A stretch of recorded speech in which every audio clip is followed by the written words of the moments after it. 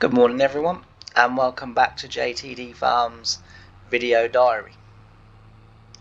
So I'm out in the old battle axe again today. We've got some more field verges to mow, but we're just going to go down as well and have a look at Reuben, because he has now moved into that last field of what was mustard seed. So that's where our mustard was. But we're going down there to have a little look at Reuben, and then I just want to have a look at the ground and that as well down there.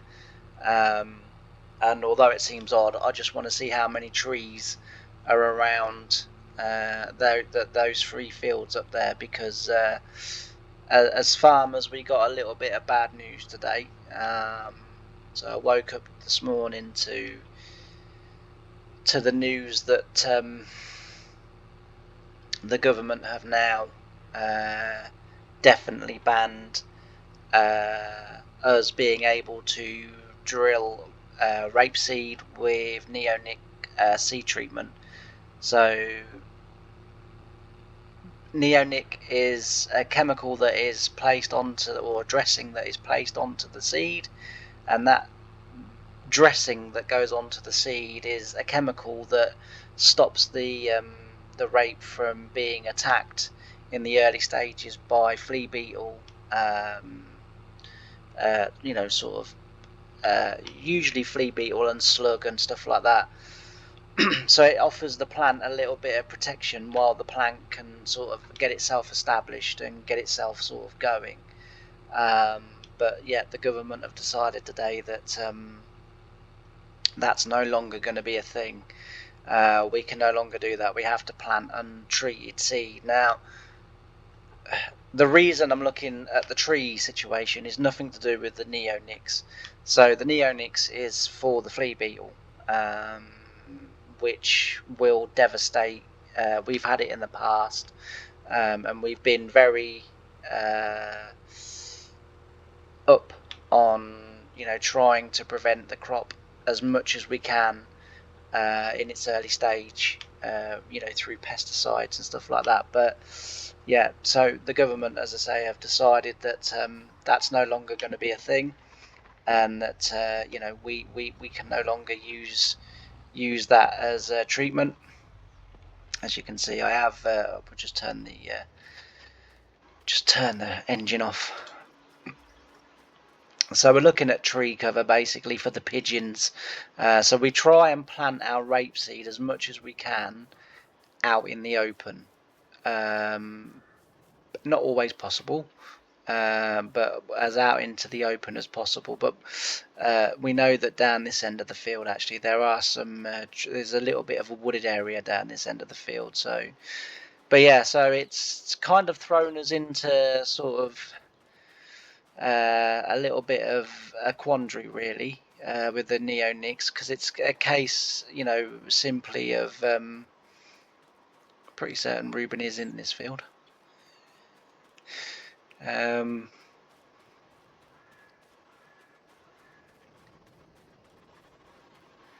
Is he over here? I've lost my challenger. Oh, there it is. Look, I was going to say I've lost my challenger. I'm walking all the way down to the far end of the field, and he's up this end where I was. Yeah, so it's thrown us in. So as you can see, we've put lots of organic matter down now. That's through mulching.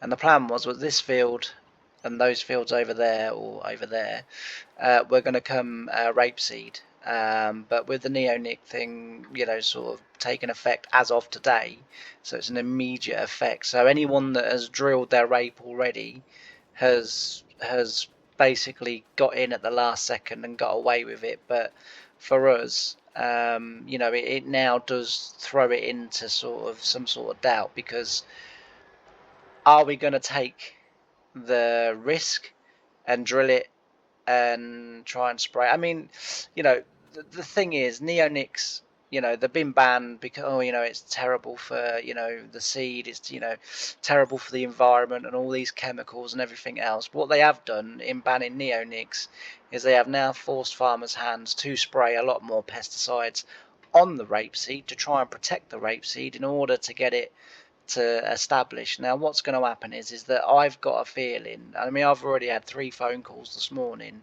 from local farms saying, you know, are you still going to be growing rapeseed this year because we've pulled out? At the moment I'm not sure. At the moment I'm really not sure which way to go with this, because as I say, establishing a crop is with rape is very difficult, not only with the flea beetle but also with pigeons and birds and, you know, sort of you know, that sort of stuff as well. It's a case of, you know, do we go for it? And now that we can't sort of offer the plant any real protection in the first probably two growth stages, is it worth it? You know, when you look at it, it's going to cost an awful lot to seed this field, in terms of diesel, in terms of wear and tear on the tractors, in terms of wear and tear on the drill, in terms of you know, getting the crop rolled, getting it established. There's a massive input. You know, we've already, so if you take it from after the combine has left the field, we have already mulched this. We are now subsoiling it or soloing it, which is a combination of subsoiling and discouring and stuff like that. You know, that's an input cost, and if we input cost it at the moment in terms of, you know, just what we're doing in the first 2 stages before we've even come anywhere near these fields with a seed drill, you know, and then we've got the risk of that crop just not making it, and large swathes of this crop in these 3 fields, you know, the percentage over the 3 fields, you know, it could well be over half that doesn't establish. And it, you know, what do? You know, I want to grow rapeseed. You know, rapeseed is a very important crop to not only to me as a farmer but the UK as a whole. But it just seems that the British government, whether it be, you know, the Conservatives or the Labour Party, whichever one's got in, it doesn't seem to be making any difference really. They are determined to end British farming and to have all of the food developed, or all of the food grown abroad and then imported in, because that's cheaper than trying to support British farms. My biggest thing, and I don't want my viewers here to take this the wrong way or to think I'm scaremongering or anything else, because I'm not. All right, God forbid, it will never ever happen. But should this country ever go to war, we do not produce nowhere near enough food to self-sustain ourselves. And that's a worrying thought, that a country the size of the UK, with the amount of vast arable agricultural land available to it, is not actually producing enough food to sustain itself. You know, most of the food that we produce we export, and most of the food that we consume we import. It makes absolutely no sense. You know, I can understand exporting excess food. You know, you don't want it to go to waste, so export it. Of course, you know, I understand as a business that, you know, is a given. You know, that's what you need to do. But yeah, so yet another kick to, as I say, British farmers and trying to get us to go out of business, because that's what it feels like. You know, and it's left me this morning feeling a bit grumpy, feeling a bit overcast, a bit like the weather. We've woken up this morning, we've had a slight shower this morning. Thankfully it was nothing too much really to write home about. I don't think it's going to delay harvest at all today. I think by about 11-12 o'clock we should be able to be moving.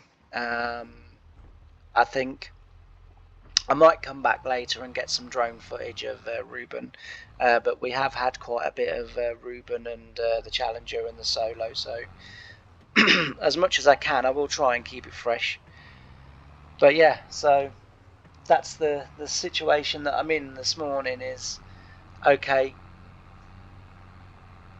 you know, what do I do? Do I now take the risk and plant it and probably, I would say, you know, more than likely lose the money, or you know, do I take the risk and, or do I not take the risk and just grow more wheat? You know, I don't know. I don't know. Like I say, it's put me in a bit of a grump this morning, because you know, the rape crop to us is worth a lot of money.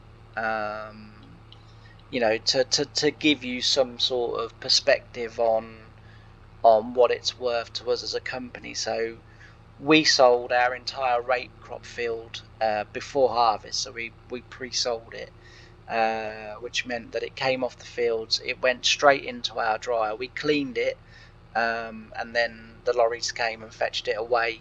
All within 2 days, all the rape was gone, and we sold all of that rape for about 1.4 million, of which we made about £800,000 profit.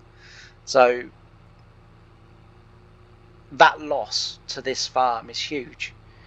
You know, it's huge, and you know, the knock-on effect of us losing one of our most profitable crops is, you know, in terms of us and myself growing the business. And you know, the thing is, yes, my dad's taken a step back now, but the plan was that you know, over the next 5 years, you know, we are going to grow on hopefully a massive scale. You know, we want to, within 5 years, we want the business to be double the size that it is now, you know, which will put us at nearly 2,000 acres, or it will put us, I think, just over 2,000 acres. But and we just want every 5 years, the plan is that the farm has doubled in size again. You know, that's a huge blow to us, a huge blow, and one that I'm not too sure on how we're going to get around it. But yeah, so I just thought I'd do a morning update with me in a bit of a grump. I also went down there, say, just to see Ruben, and to also as well, as I say, look at the trees, see what the situation is down there. I don't know what we're going to do yet. My dad has, because obviously, you know, me and my dad have spoken this morning. He has said that we should go for it anyway. That you know, it's a case of sometimes in life you have to roll the dice, and you know, and he's sort of saying, you know, this is one of those occasions where you're going to have to roll the dice, because the money to the farm, you know, is too invaluable. You know, we need profit like that. We've got George in this field, so he's mulching this field, which was our bean field. The one next door, just go over here, the one next door was the pea field, and then the one beyond that was the oat field. And we've got those done, and we've got another field beyond that one, which is the last field on this row, which was, well, my dad decided last year to drill one field of millet, but for a field of millet we got very little off it. We're not growing that no more. It's a good crop, it established really well, and it looked like it was going to be bumper, but we have spoken to another local farmer not too far away in Beverley, and he has sort of said to us, look, you need to grow a lot of it to make anything of it.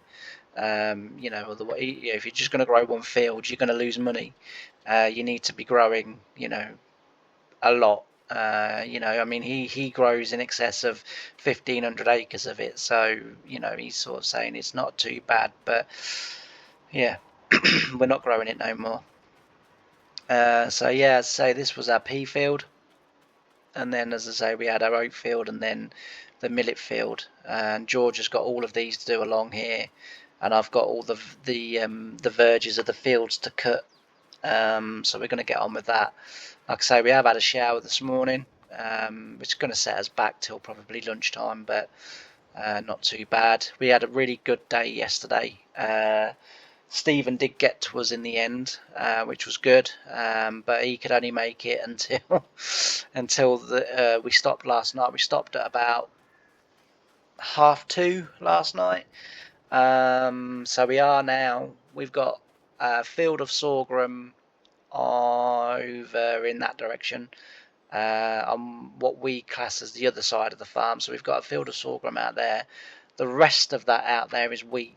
Oh, there's a sunflower field there as well. So Dad's been experimenting. So we've had a field of millet, and then sort of opposite side of the road, a field of sorghum. Next door to that, a field of sunflower, and then the rest of it is wheat. And it's the wheat fields that we're desperate to get into. The linseed, we've decided that it's the second year of growing linseed. It's a decent crop. It's a really good break crop, and it puts a lot of nitrogen back into the ground, and one or two other things as well that I can't think of off the top of my head. But it's a really, really good crop. Good break crop, and it's really good for the rotation. We put wheat in after that, and the wheat will do fantastic. So wheat will go in here and also in there, because again, these were two high nitrogen crops. The field of sugar beet, which is just down there, because that's one of the three fields of linseed. There are three big fields in that block there. So there's a field here, a field at the back there, and then a field to the side. And they're really big fields, they are. And then the sugar beet field, which is also a big field. So this block here is all coming wheat. So the three fields there, the one sugar beet field, and then these two fields here. This will all be our wheat field. We're not sure about the potato fields yet. They might go barley. I'm not sure. But yeah, that's the plan for them. But anyway, I'm. The other thing I wanted to say as well was I did get some night footage of the combines working, but I didn't get very much footage of the combines working for two reasons. One is, for some unbeknown reason, although the the drone was flying, so it was flying at night, and I was a bit worried that you wouldn't be able to see the machinery, but actually with the lights and that, it looked okay.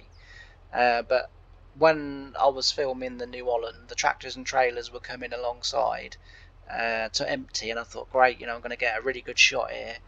And then for some reason, my camera on my drone paused, so it looked to me, because the drone was moving, it looked to me like everything else was moving, but it wasn't. It didn't record. But secondly, we didn't get a lot of footage because the New Holland developed a problem in that field, which was a very easy fix. Actually, Stephen fixed it very quickly.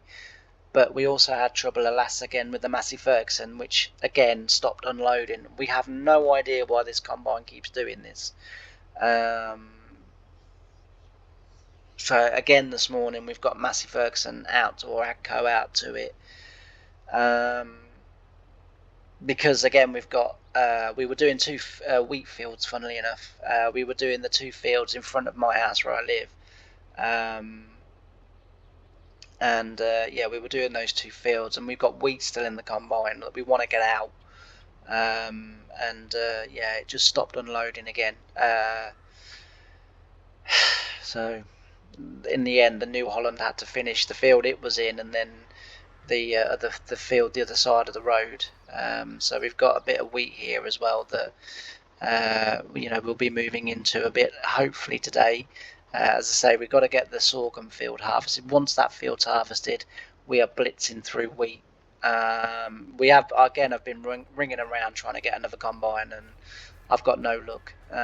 So the Massey, if we can get it up and running, is going to have to is going to have to try and do it. But yeah, as I say, for some unbeknown reason, I was talking to Ruben about it the other day, and I said to him, you know, which one of you two was it that hit the telegraph pole? And he says it was him that hit it. But ever since then, we've had trouble. But anyway, I'm going to crack on because I've rabbited on far too long. So in a few seconds, in the video, what we'll do is I'll play now after this bit of speaking. I'll play a little bit of footage from last night's combine in the night time, and then hopefully later on in the day when you join me again, I'll be doing something else, or there'll be something to talk about or something more interesting, but B, we'll have started combining again. So I'm going to sign off for now. Hello everyone, and it's the evening, it's the night time now, and I just thought I'd add this as a little bit of a sort of extra in the up and coming video at the weekend. We're off down to the 2 fields of wheat that we've got in front of my house, so we're not going too far away, but we're going via the road and not via the track that I showed you earlier on this week. So we've got one field of wheat harvested, and we're now hopefully going to get another 2 harvested in one go. And I know what you're all kind of thinking, which is, let's just have a little look. How on earth am I going to harvest 2 fields in one go? Well, we've got a little bit of help now, so hopefully, fingers crossed, we should be okay. So I'm going to get out, and what I'll do is I'll throw the drone up in the air, and then we'll have a look at some footage. I don't know how well the drone's going to go, just because it's obviously getting dark now. It's nearly dark now, and so I don't know how well the drone is going to go. But what I'll do is I'll go down here, and then I'll be out the way of the tractors and trailers when they come in. Now we've only got 2 running at the moment, but we've got the option of a 3rd and a 4th even, should we need it. But yeah, so what I'll do is I'll get down here right out the way, and then I'll throw the drone up in the air, and then we can watch a little bbit of harvesting action. So I'll see you in a second. If the drone doesn't go too well, obviously I'll have to record with my phone, and I'll also get some in-cab footage for you as well from the New Holland, because yes, Stephen has arrived, so the saviour has arrived. So as I say, I'll jump out and I'll throw the drone up. If it doesn't record that good, because it's dark, that's fine. I'll then do some with my phone, and then I'll do some in-cab footage as well. So I'll see you in a bit.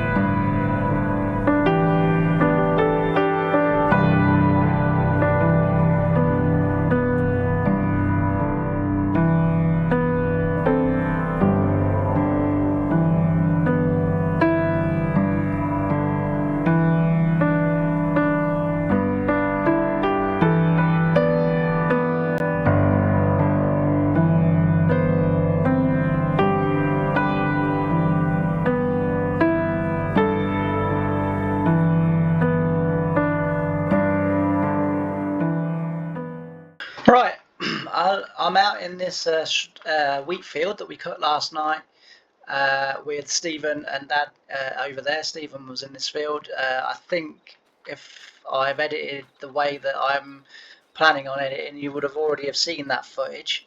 But I just wanted to show you and tell you a couple of things that have happened this morning. So we trailed the straw, as we always do. It's a good way of cleaning up the field and sort of taking off. Yes, it is a way that we can spread sort of blackgrass and ryegrass and any other sort of type weeds and that will cling to balers and tractors and anything else. But it's still a very good way for us to clean the field. And also as well, it brings in a little bit of extra money. But we had a phone call earlier this morning. So when I finished doing my first bit, when I was out on the dike, I had a phone call from a young chap in Wales who is absolutely desperate for straw, and there isn't going to be that much straw around this year because of obviously the wet autumn and the wet spring. Autumn and spring crops, i.e. wheat, barley, oats, etc., are very, compared to other years, they're very scarce. And so a lot of the big dairy farmers are now getting worried because there's not going to be the straw. So he's asked us if we wouldn't mind baling him 50 bales of Heston bales, and explained to him that, while yes, we wouldn't mind, we don't have a Heston baler. And so he said that he was more than happy for us to try to go out and hire one, and for him to pay the hire of the baler. So hence the reason why we've got a Massey Ferguson Heston baler. We literally just went to our local Massey Ferguson dealer, and luckily they had one in. If they hadn't have had one in, I did say to him that it would be, we can round bale it. We have a round baler, but he didn't want the round bales. So basically just told him take it or leave it. It's up to him. But if they haven't got a Heston baler, I'm not leaving the straw laying on the field until they have. I want to, I need to get the straw off, quite frankly, because I need to get this land all worked again. And in the end, I, as I say, managed to achieve a Heston baler. So the plan is, or the agreement is, I should say, that we'll bale him 50 bales. We will stand them on the end of the field, and then he will pay for a lorry firm or a haulier firm to come down, collect the bales, and take them back to Wales. Now I've also made it clear that we're not loading the lorry. We are far too busy to spare a man unless the lorry comes first thing in the morning.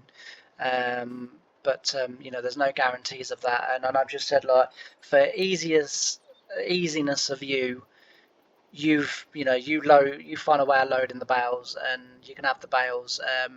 What we've decided to do is, because they are in dire straits, the cattle industry, the dairy, the beef stock, and all of that good stuff, they really are in a pickle at the moment, as I say, because there's hardly any straw anywhere.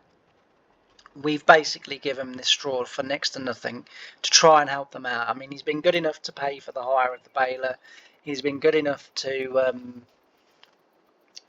organise his own transport and stuff like that. So we said, look, as a kind of reach out to our fellow farmer and fellow food producer, that we would basically sell these bales for next to nothing. He has said that he would like to reserve the fact that he might want some more bales, but he wants 50 to start off with. But what I was originally going to show you in this field anyway, but it's just kind of coincided with that now, is that the straw. So you might be able to tell. I don't think my phone camera does this justice, but so we've cut the wheat quite a bit higher up than normal. So we've got longer stubble. Now the reason we've done that is so that the straw sits. This is the theory behind it. This is my theory behind it, and this is the reason why I've asked Stephen and Dad to cut the straw a little bit, to cut the crop a little bit higher up, so that we're leaving slightly higher stubble. My thinking being that, and honestly, it doesn't look good, although there's a bit of blue there poking through, but it doesn't look good. It does keep spitting about with rain. That is, has taken the combine down to the sorghum field, but we're not hopeful. But even if we can get, a quarter of the field done, it'll be something, but we're not hopeful because this sky really doesn't look very friendly. And as I say, it does keep spitting about, but there's no amount of any moisture for us to either stop baling or to for us not to take the combine down. Now, yes, the sorghum, the sample that we've taken is slightly wetter than what we would like, but it's a day's drying probably, and if no one wants it, we'll just shove it in one of the grain shed once it is dry. So we're not too worried about that. But yeah, this straw. So the theory is that should it ever rain, if the straw is sat on the floor, the top of the straw eventually will dry in the sun. However, that acts as a really good blanket and roof to the straw on the bottom. Now what tends to happen is that you then get, because the straw on top is hot, because obviously the sun's dried it out, the straw underneath is still damp, it never dries out properly. So what farmers tend to do is either ted it or windrow it, but find some way of sort of basically mixing it up and throwing the straw in the air just to get a bit of air through it. But if you leave it on the ground, so the condensation gets in the bottom sort of section of the straw, and then it goes mouldy, and then it's no good for no one for nothing. So what I've decided to do is as I say, I've instructed them, Dad and then Stephen when he came yesterday, to cut the straw or the crop slightly higher up so that we've got longer stubble, and to try, the theory being that the straw will come out of the combine, will fall onto the higher stubble, and it will basically mean that the straw is not on the ground. The straw is being supported by the stubble. So then what happens is that if there is a bit of rain, if there is a bit of whatever, the wind and the sun can get on the top, but the wind can get through the bottom, and the wind will act as a dryer for the bottom, and the top obviously would be dried by the sun and the wind, but underneath, because the air can circulate, we'll get no condensation, we'll get far less mouldy or moulding, and the straw then will be completely usable rather than having bales that are going to have obviously sort of black mould in them. So that's the reason why I've decided to, or why I've asked the lads on the combines to cut the straw like this. But it's going pretty well. I think there's going to be 50 bales in these two fields. So for now, he's very lucky. But I have said to him, you're going to have to let me know very quickly whether you want any more. Because if not, I'll be taking the baler back if you don't let me know today. And then also as well, because obviously we're about to go into our wheat. He doesn't want the sorghum straw, which is fine. We'll bale that with our round baler, and we'll sell that as normal. So that's no problem.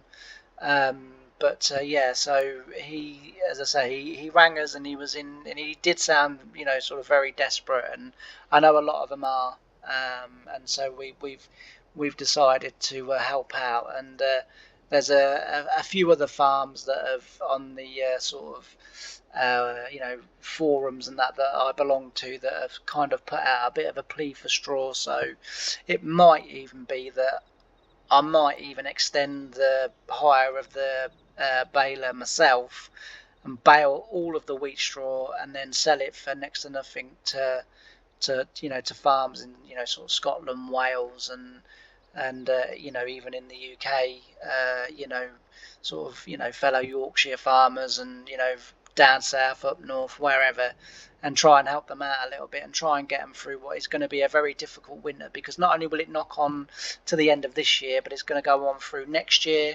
right up till next harvest, and that's only going to end next harvest if the weather plays ball and everyone can get everything in that they want to get in. But if that's not the case, then it's going to be another, and the more years it knocks on, the worse and worse it will get, because it will just exacerbate the problem all the time, and the problem's going to get progressively worse as time goes by. So that's what I think we'll do. I mean, us ourselves, we don't use the straw for anything. As I say, we usually sell it to a local straw merchant. We sell some to the power station, but our relationship with them is not all that great because they don't always pay when they say they're going to, and you know, as a business, we need, the reason we sell the straw is because it gives us a little bit of a cash injection, you know, sort of in the sort of early autumn months, you know, and that helps to buy seed. It helps to, you know, pay wages, pay fuel, and everything. And it's the same with selling crops.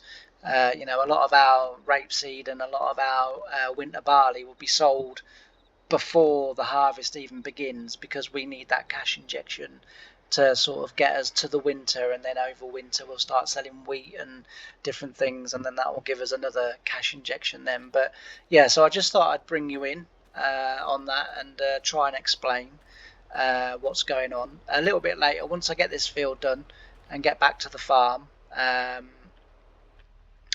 will get over to Dad and that combining, and I will try and get some footage a little bit. I mean, we've had a lot of combine footage, but at the moment we're combining and I can't help that. And I might even try and take the drone down to Reuben as well. You'll notice actually, if I just get out, that I've got the 8740S series Massey Ferguson. So George and Ray are on the carts, and we've had to send Ray out on the old Massey Ferguson, the old 4-wheel drive one, the one that normally pulls the seed tender or you know, whatever sort of that sort of stuff, and moves the elevators around the yard and that. But yeah, so Ray's out on that one today, so no air conditioning, but he might be thanking me for that at the moment. It's quite breezy, quite chilly, and as I say, we keep getting the odd spots of rain. But anyway, that's enough of me going on. I'm going to crack on with this, and then I'll join you again later when hopefully I should have a little bit of drone footage, and that will probably then end the video. But I'll see you in a little while.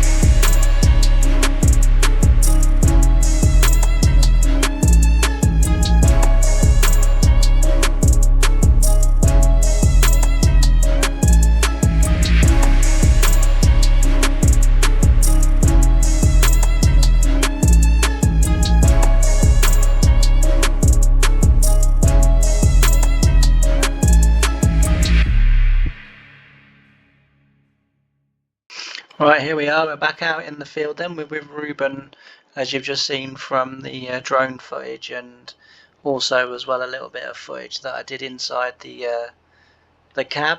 I'll say Ruben's nearly got this field finished now, so he'll be moving on to the next one, wherever that might be, or wherever he's required. The fact that Ruben is becoming free possibly at the end of this field means that me and he might just go off and do some potato harvesting. All that it will require is for us to put the trailer onto the big Massey Ferguson that I was baling with, and we'll be able to go down. But I was hoping to bring you some footage from the combine, but alas, the combine has broken down again.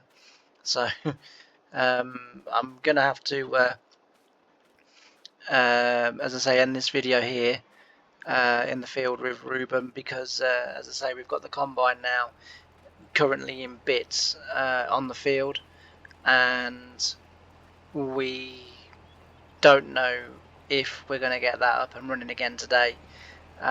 If we're not, I'm going to be absolutely devastated, because we really need to get that sorghum in. It's shelling on the ground. We're losing yield faster than we can drink water.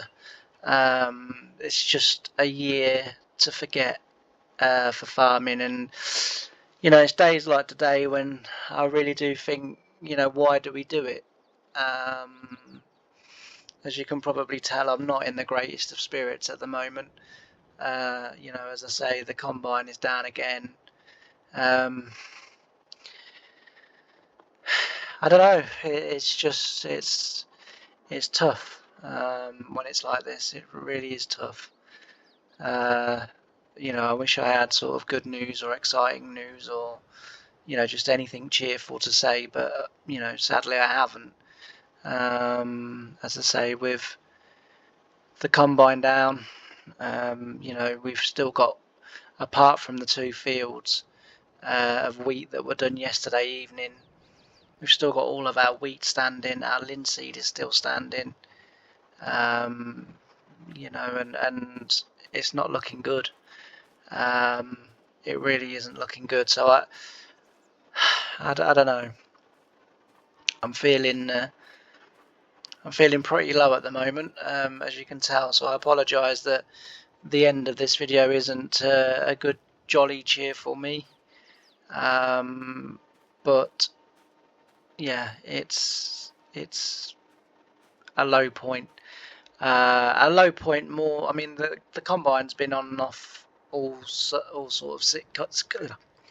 the combining, or the combine has been on and off all combining season, and with little breakdowns here and there, and this is serious. Apparently this one is serious. So this one is something to do with the drum and the threshing unit that has gone this time. As I say, this combine, we bought it second hand a few years ago now. I don't know, I can't remember exactly at this moment in time how many years ago, but we bought it second hand, and honestly, I guess, because we're getting the trouble that we're getting, we're saying, oh, never again. And if we hadn't have done, and it had been a perfect combine, we'd be like, oh yeah, buy second hand, we got a brilliant one. I guess it's just whichever way the cookie crumbles. But I don't know what we're going to do for this year, whether we're going to look to reinvest in another one. But as I say, new ones are so expensive, and as you can also see, we can get real dud ones as a second-hand machine. As I say, the combine for the first couple of years was fine until we hit the auger on that telegraph pole, and it's not been right since. So I don't know whether we did more damage or than just the auger bent that we sort of thought that we'd done. I don't know, but anyway, as I say, I'm going to leave it here because I want to go back to the office and just close the door, get a nice big glass of port, and cry for about 3 hours. So that's what I might do. Stephen, unfortunately, has gone off combining elsewhere, so we haven't even got Stephen's combine that we can sort of call upon, which again isn't his fault. He's he's making money while the sun is shining everywhere he can, and so we can't really blame Stephen, and it would be wrong to sort of say, well, he should be there as and when we need him. That's not quite how it works. But as I say, I'm going to go off and sit in a very dark room and contemplate the life choices that I've made, and just wonder whether I should actually go and work in a supermarket somewhere. Never mind. Anyway, thanks ever so much for watching. Tick and subscribe and all of that thing that you do, and hit that bell thing as well that apparently you're supposed to hit, that lets you know when I've dropped new videos and new content. So do all that, and any money that we raise from YouTube, not that we are raising any money at the moment, but we would gladly put towards a new combine, I think. But anyway, I'm signing off for this week's episode. Just a poor old farmer from East Yorkshire. Bye for now.